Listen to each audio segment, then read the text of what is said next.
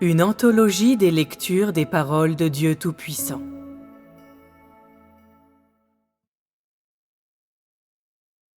Vous êtes tous tellement ignobles de caractère.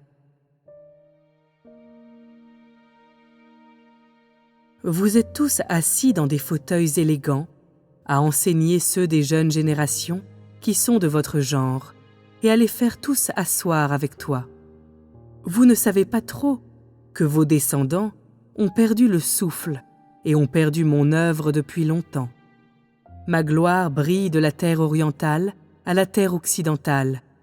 Mais quand ma gloire se répandra aux extrémités de la terre, et quand elle commencera à se lever et à briller, je retirerai ma gloire de l'Orient et l'apporterai à l'Occident, de sorte que ces personnes des ténèbres en Orient, qui m'ont abandonné, seront dès lors privées de l'illumination. Quand cela arrivera, vous vivrez dans la vallée de l'ombre. Bien que les gens aujourd'hui soient 100 fois meilleurs qu'auparavant, ils ne peuvent toujours pas répondre à mes exigences, et ils ne sont toujours pas un témoignage de ma gloire. Que vous puissiez être 100 fois mieux qu'avant est entièrement le résultat de mon œuvre. C'est le fruit de mon œuvre sur la terre.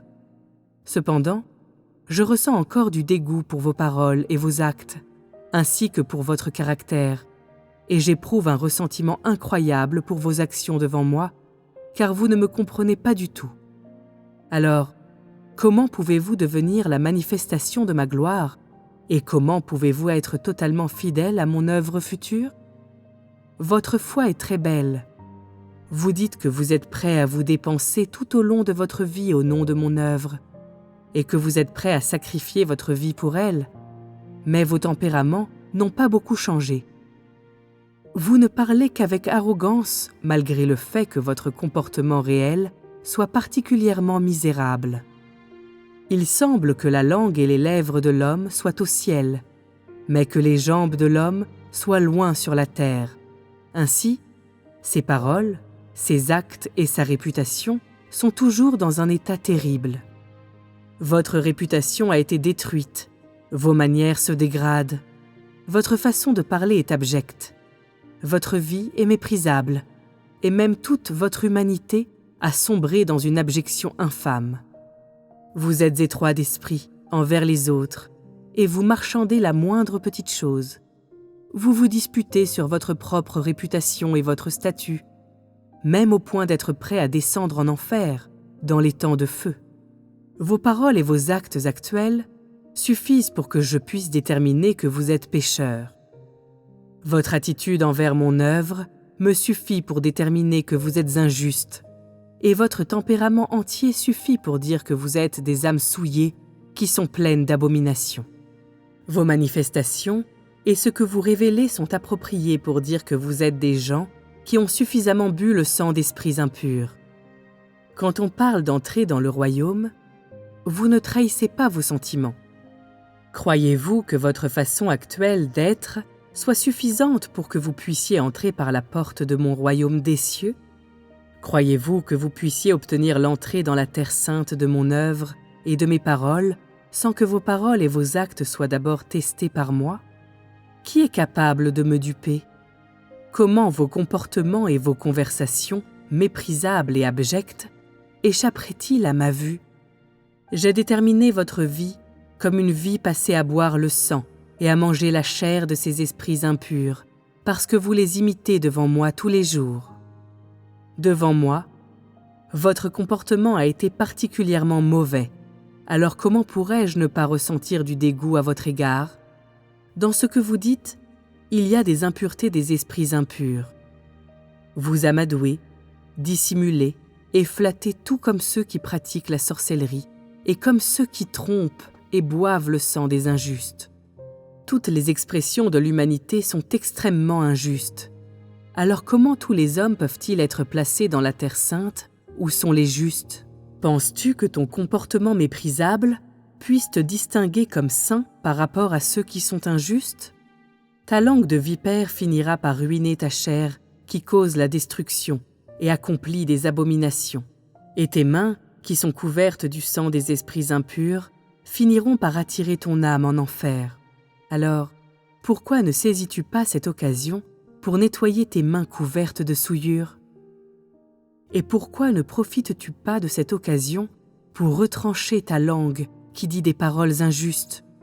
Se pourrait-il que tu sois prêt à souffrir sous les flammes de l'enfer à cause de tes mains, de ta langue et de tes lèvres? Je surveille le cœur de chacun avec mes 2 yeux, car longtemps avant d'avoir créé l'humanité, j'avais saisi le cœur des hommes dans mes mains. Il y a longtemps, j'ai compris le cœur des hommes, alors comment leurs pensées pourraient-elles échapper à ma vue? Et comment pourrait-il ne pas être trop tard pour qu'ils échappent à la brûlure de mon esprit? Tes lèvres sont plus douces que des colombes, mais ton cœur est plus sinistre que le serpent ancien. Tes lèvres sont aussi belles que celles des Libanaises, mais ton cœur n'est pas aussi doux que le leur, et il ne peut certainement pas être comparé à la beauté des Cananéennes. Ton cœur est tellement trompeur. Je ne déteste que les lèvres des injustes et leur cœur. Mes exigences vis-à-vis des gens ne sont pas plus élevées que ce que j'attends des saints.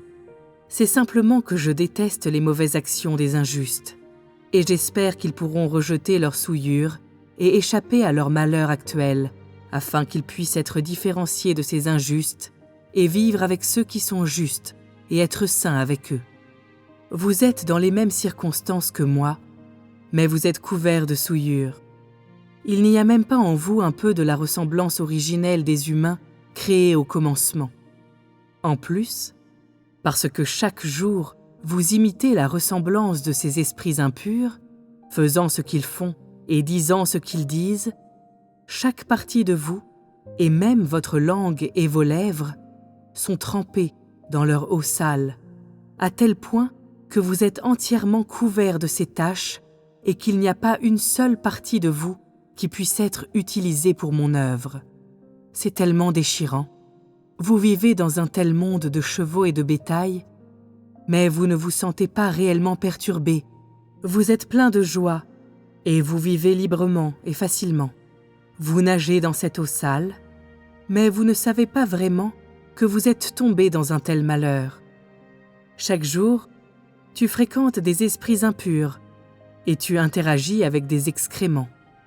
Ta vie est très abjecte, mais tu n'as pas vraiment conscience que tu n'existes absolument pas dans le monde des humains et que tu ne te maîtrises pas. Ne sais-tu pas qu'il y a longtemps, ta vie a été opprimée par ces esprits impurs, que ton caractère a été avili par de l'eau sale il y a longtemps? Penses-tu vivre dans un paradis terrestre, au milieu du bonheur? Ne sais-tu pas que tu as vécu une vie auprès d'esprits impurs et que tu as coexisté avec tout ce qu'ils ont préparé pour toi? Comment ta façon de vivre pourrait-elle avoir du sens? Comment ta vie pourrait-elle avoir de la valeur? Tu as couru dans tous les sens pour tes parents d'esprit impur. Mais tu ne sais pas que ceux qui t'emprisonnent sont ces esprits impurs, ces parents qui t'ont donné naissance et t'ont élevé. De plus, tu n'as pas conscience d'avoir hérité d'eux ta souillure. Tout ce que tu sais, c'est qu'ils peuvent te donner du plaisir. Ils ne te châtient pas, ni ne te jugent, et particulièrement, ils ne te maudissent pas.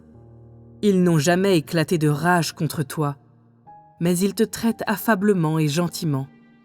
Leurs paroles nourrissent ton cœur et te captivent, de sorte que tu deviens désorienté et, sans t'en rendre compte, tu es leurré et désireux de les servir, d'être leur exutoire et leur serviteur. Tu n'as aucune plainte, mais tu es prêt à travailler pour eux comme un chien, comme un cheval. Ils te trompent. Pour cette raison, tu n'as absolument aucune réaction à l'œuvre que je fais.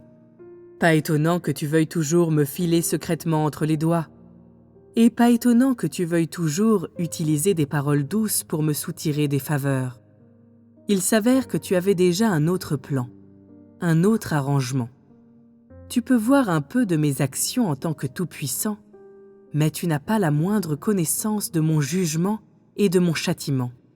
Tu ne sais pas quand mon châtiment a commencé. Tu sais seulement comment me duper, mais tu ne sais pas que je ne tolérerai aucune violation de la part de l'homme. Puisque tu as déjà décidé de me servir, je ne t'abandonnerai pas. Je suis un Dieu qui hait le mal, et je suis un Dieu qui est jaloux de l'homme. Puisque tu as déjà placé tes paroles sur l'autel, je ne tolérerai pas que tu t'évades sous mes propres yeux, et je ne tolérerai pas non plus que tu serves de maître. Pensais-tu que tu pourrais avoir un autre amour après avoir placé tes paroles sur mon autel, sous mes yeux? Comment pourrais-je permettre aux gens de me ridiculiser de cette façon? Pensais-tu pouvoir, avec nonchalance, faire des vœux, me faire des serments avec ta langue? Comment pourrais-tu faire des serments à mon trône, au trône qui est à moi le Très-Haut? Pensais-tu que tes serments étaient déjà périmés? Je vous le dis, même si vos chairs sont périmées, vos serments ne peuvent pas être périmés. À la fin, je vous condamnerai en me basant sur vos serments.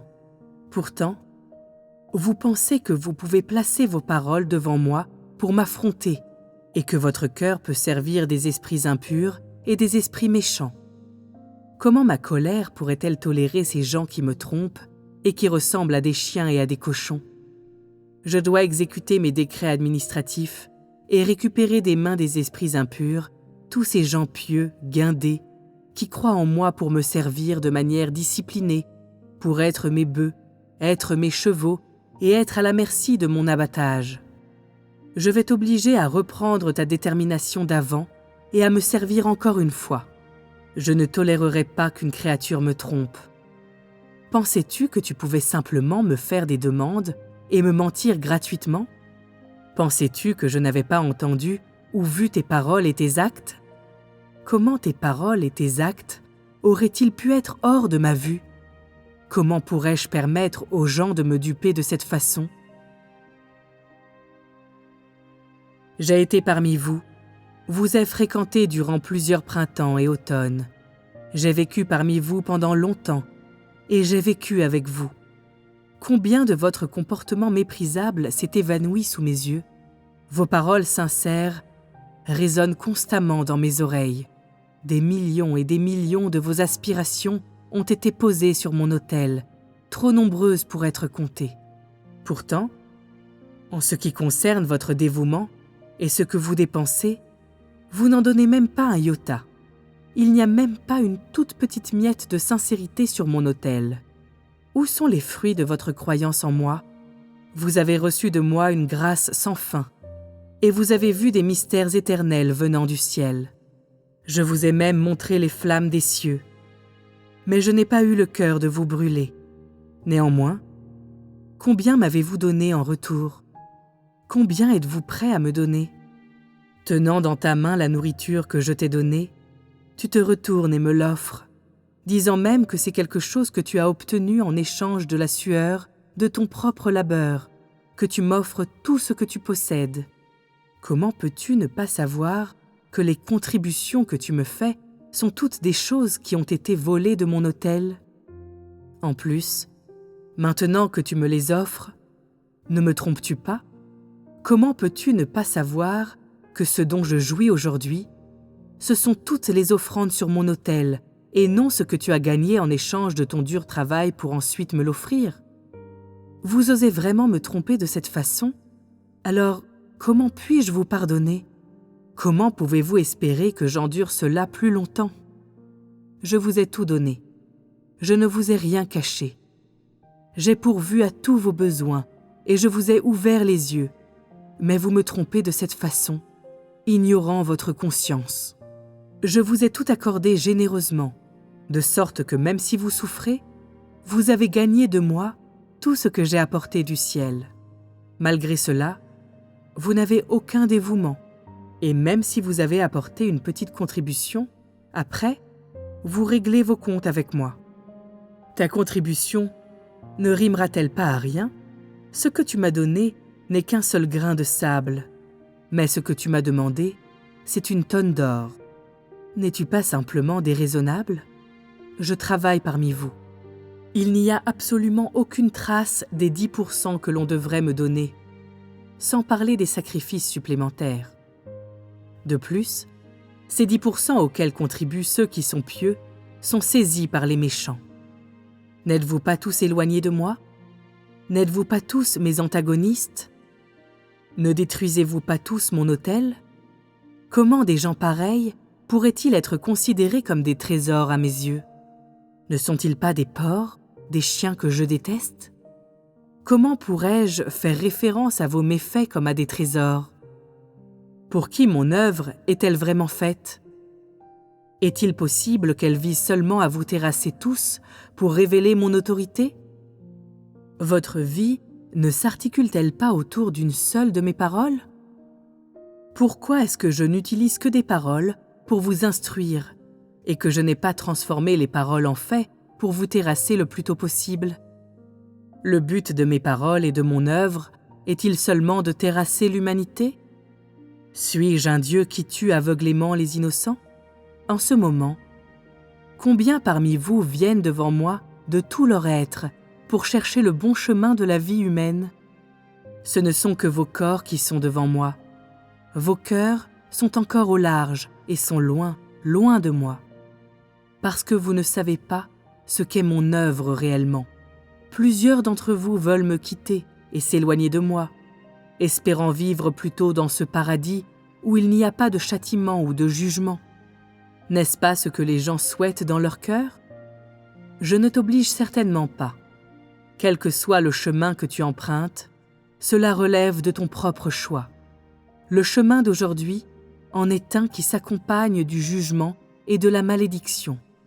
Mais vous devrez tous savoir que ce que je vous ai accordé, que ce soit les jugements ou les châtiments, ce sont tous les meilleurs dons que je peux vous offrir, et ce sont toutes des choses dont vous avez urgemment besoin.